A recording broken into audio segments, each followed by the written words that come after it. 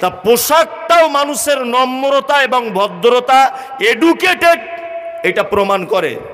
করে কি করে না? করে। আজকালকার যুবক ছেলেরা দেখবেন তো প্যান্ট পরছে হাঁটুর কাছে, পাছার কাছে, চারিদিকে ছেঁড়া। আপনাদের এখানে মনে হয় ও প্যান্ট উঠেনি, আপনাদের এখানে উঠেছে? আমি ভাবছি আমাদের এদিকে উঠেছে। একটাও ভালো ঘরের ছেলে প্যান্ট পরে না, ভালো কোনো ফ্যামিলির ছেলে প্যান্ট পরতে পারে না। ওই প্যান্ট পরা দেখে আমি ট্রেনে বাসে বুঝতে পেরে যাই একদম ছোট লোকের কোয়ালিটির ঘরের ছেলে। যারা দেখবেন সামনে চুলটা লাল করেছে, পিছনেরটা সবুজ, এই দিকটা কালো, আমি তো বাসে ট্রেনে দেখলেই ভাবি এ কখনো ভদ্র ঘরের ছেলে হতে পারে না, এ অসভ্য ঘরের ছেলে। কি বলছি বুঝতে পারছেন না? কারণ ভদ্র ঘরের ছেলেরা কখনো এরকম পোশাক পরতে পারে না, কখনো এইরকম চুল কাটতে পারে না। ভদ্র ঘরের ছেলে দেখলে বোঝা যাবে কথাবার্তা দেখে যে এদের বুনিয়াদি ঘরের ছেলে এটা। আরে বদমাশ হারামখোর, চারিদিকে নেড়া করে মাঝখানে হিপ্পি রেখে দিয়েছে এরকম করে। আপনার বেটা যদি করে কালকে আম গাছে বেঁধে নেড়া করুন, এ বলে দিলাম, না তোর বেটাও জাহান্নামে যাবে, ওর বাপও যাবে। কি বলছি বুঝতে পারছেন? ওর বাপও যাবে, ওর বেটাও যাবে, এটা যেন মাথায় থাকে। তাহলে পোশাক মানুষের কি করে? ভদ্রতার পরিচয় দেয়। ইমাম নববী বলছেন নামাজে বিনয়ী মানে তোমার পোশাকটাও নামাজে ভদ্রতার সঙ্গে পরে যেতে হবে। আর একটা কথা বলে দিচ্ছি, যারা হাফ হাতা গেঞ্জি পরে নামাজ পড়েন, এখানে সাইকুল হাদিস বসে আছেন, ভুল হলে উনি সেটা পরে সংশোধন করে দিবেন। যারা হাফ হাতা এইরকম গেঞ্জি, টি শার্ট বা গেঞ্জি পরে নামাজ পড়তে যান, নেকি কম হবে। আমি মমতাজুল ইসলাম এটা বলে দিয়ে গেলাম, 100টা নেকি হলে তাদের 25টা হবে। কি বলছি বুঝতে পারছেন? কারণ একটা পুরুষ যেমন মহিলাকে দেখে তার যৌবনের উত্তেজিত হয়, একটা ভালো মেয়ে দেখলে কি হয়? দেখ কে যাচ্ছে, মনে হয় কি হয় না? তা ঠিক তেমন একটা মেয়ে যদি একটা ছেলেকে খালি গায়ে বা তার শরীরের হাত, তার পেট, তার সিনা এগুলো যদি দেখতে পায়, তারও মনে শয়তান কুমন্ত্রণা জাগায়। কি বলছি বুঝতে পারছেন তো? তারও মনে জাগে।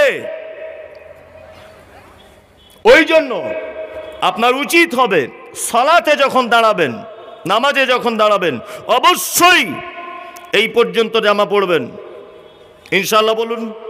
2, অবশ্যই কালকে অন্ততপক্ষে দর্জির কাছে গিয়ে বলবেন যে আমি নামাজ পড়ব, এই জন্য স্পেশাল 2টো পাঞ্জাবি তৈরি করব, শুধুমাত্র মসজিদে যাবার জন্য।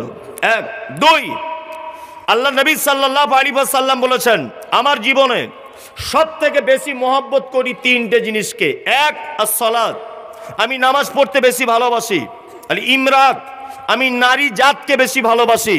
আতিব, তাই তো, আমি আতর ব্যবহার করতে বেশি ভালোবাসি। মসজিদে যখন যাবেন অবশ্যই একটা আতর বা সেন্ট, ফগ মারবেন না, সেন্ট নয়, আতর যেটা বাজারে কিনতে পাওয়া যায়, একটু লাগিয়ে নিয়ে আল্লাহর ঘর মসজিদে যাবেন, ইনশাল্লাহ ইনশাল্লাহ। এখন কিছু হারামখোরের আমি কিছু চোর ধরাচ্ছি এবার। চোর কেমন, এরা বদমাইশ কেমন? কিছু লোক আছে ধূমপান করে, বিড়ি খায়, খায় না? ফজরে মসজিদ আজান দিয়েছে, আসসালাতু খায়রুম মিনান নাওম, ও বাড়ি থেকে আগে উঠে বিড়ি ধরায়, মসজিদের গেটে গিয়ে ফেলে, আর মুখে দুর্গন্ধ নিয়ে মসজিদের ভিতরে ঢোকে। এরকম ভালো লোক দিনাজপুরে আছে? আছে? এই আছে। ফেরেশতারা টিকতে পারবে না, বেশিরভাগ আছে। এটা আল্লাযীনা হুম লিসালাতিহিম খাশিউন, এইটাকেও ইনকার করেছে। বিনয়, ভদ্রতা। আর একটা ভদ্রতা কি? নামাজে যখন দাঁড়াবেন কখনোই, আল্লাহ নবী সাল্লাল্লাহু আলাইহি ওয়াসাল্লাম বলেছেন সব থেকে বড় চোরকে নামাজ চোর। নামাজ চোর কাকে বলে আপনাকে দেখাচ্ছি আমি, রুকু দিচ্ছে এইরকম করে, এ হচ্ছে নামাজ চোর। কি বলছি বুঝতে পারছেন? রুকু করছে এরকম, এ নামাজ চোর। আল্লাহ নবী সাল্লাল্লাহু আলাইহি ওয়াসাল্লাম বলেছেন যে তোমরা যখন নামাজে রাফুল ইয়াদাইন যখন করবে, এই কাঁধ বরাবর তোমার হাতটা তুলো। কথা কাঁধ বরাবর, হাদিসে শব্দ এসছে হাজুয়া মানকাবাইকে, তাই তো? জি, হাদিসে আর একটা শব্দ এসেছে হাজুয়া মানকাবাইকে, কানের লতি পর্যন্ত তোলো। কি বলছি বুঝতে পারছেন? এক পদ্ধতি কি? এক পদ্ধতি হচ্ছে কাঁধ পর্যন্ত তুলতে হবে, দুই কানের লতি পর্যন্ত। কিছু কিছু লোক এরকম করছে, একটারও নামাজ হবে না, নামাজ চোরও। কি বলছি বুঝতে পারছেন? রুকু সেজদা ভালো করে দিতে হবে, এইখানে এরকম করেই এরকম করে দিচ্ছে, এ কেমন? নয় তোমাকে এই পর্যন্ত তোলা লাগবে, আর নয় কানের লতি পর্যন্ত তোলা লাগবে। নারী পুরুষ একই হুকুম, তাই তো শেখ? নারী পুরুষ একই হুকুম। এ হচ্ছে নামাজ চোর, আল্লাহ নবী বলছেন এ নামাজ চোর।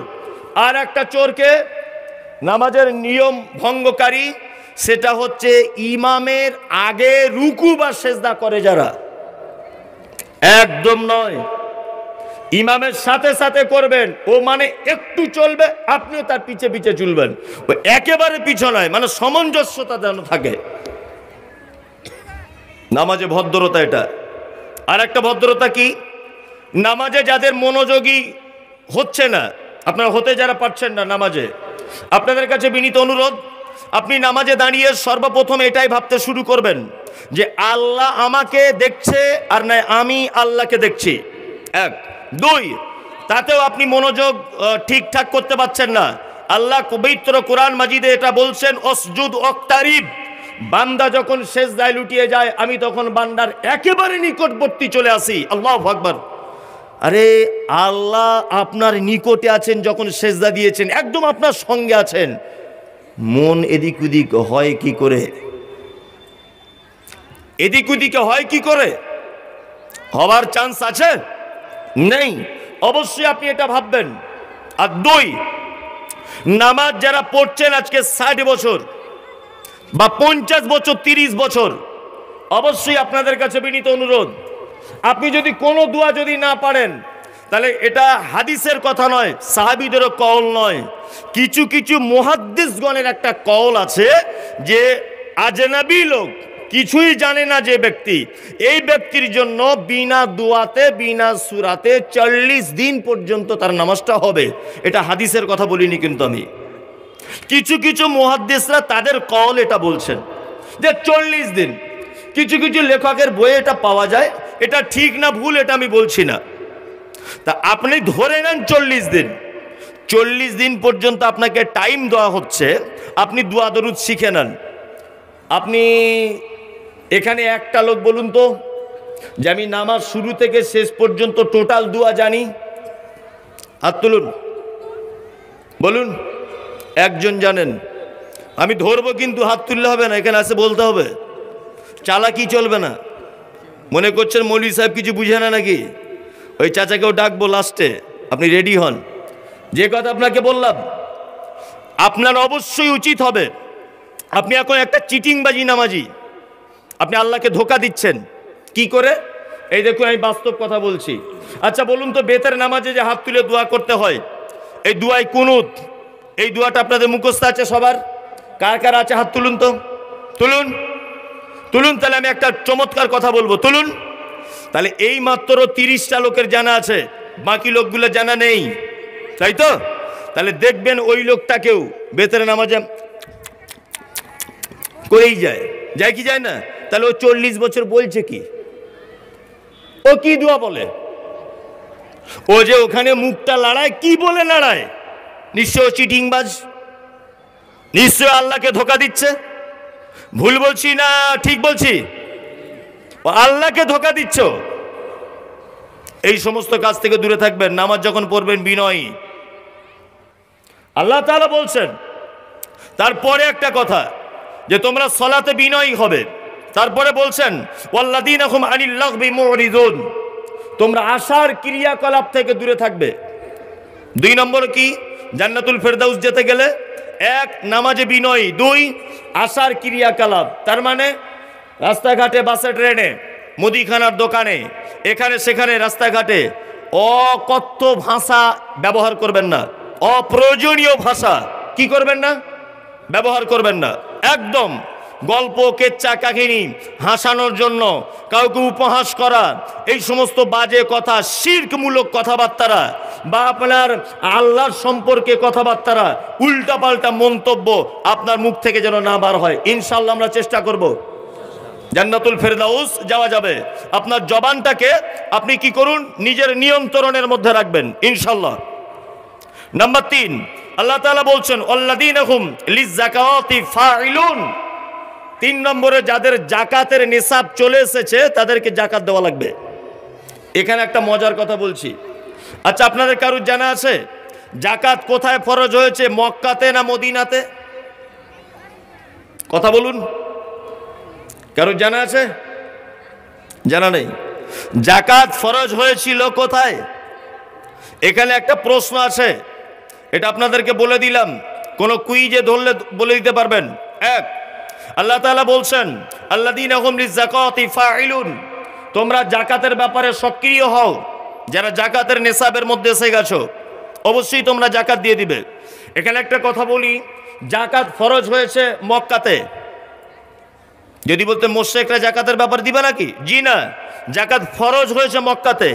আর জাকাত কোন মালের কতটা দিতে হবে, নিসাবটা, এই জাকাত কি পদ্ধতিতে বা কতটা দেওয়া লাগবে, এই পদ্ধতি হযরত মুহাম্মদ সাল্লাল্লাহু আলাইহি সাল্লামকে জানানো হয়েছে মদিনাতে।